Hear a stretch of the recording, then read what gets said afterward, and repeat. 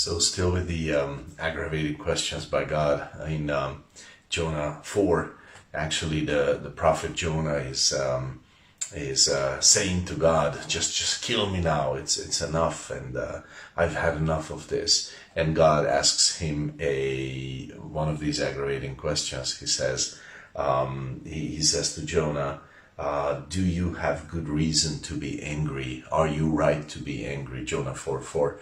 And well, that is one really aggravating question, especially if you're a guy, and welcome this morning to the simple truth from the Word of God.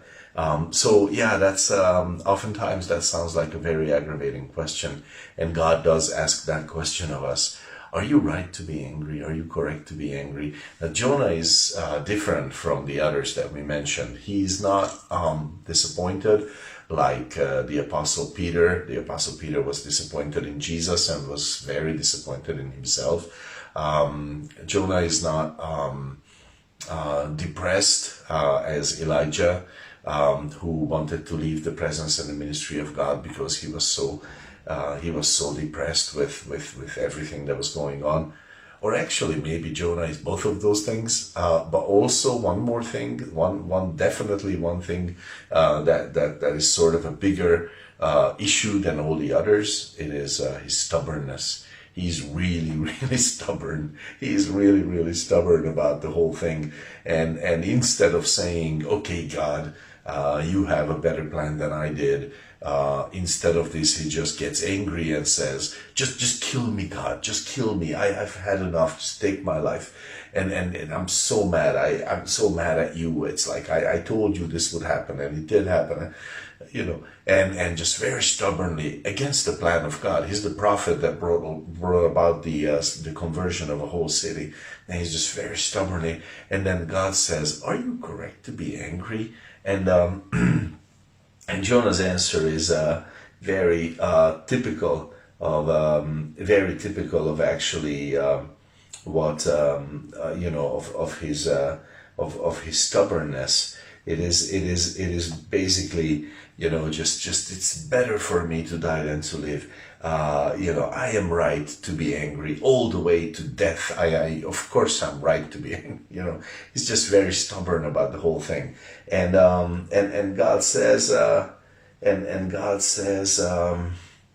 to him, okay, so I will show you a picture, and he gives him a plant that gives him a shade against the sun, and then that plant dies, and there is no shade against the sun, and Jonah is very sorry for the plant.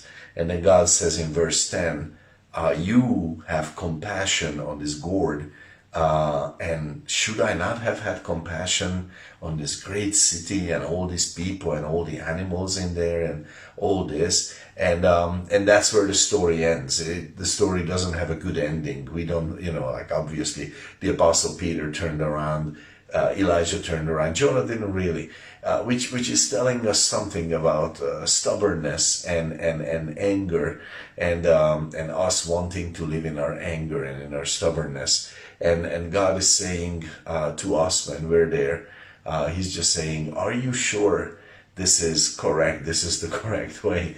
And of course it's not. It's interesting because in a way we see that God is unable to touch this man's heart. His stubbornness is holding back him from actually receiving from the Lord what the Lord has for him.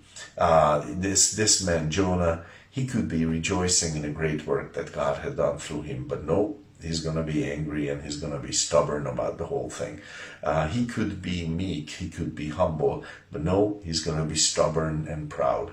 And you and I, we can have that capacity. I can go to 1,000 church services and I can hear God very pointedly asking me very specific questions and saying, are you sure you're right to be ...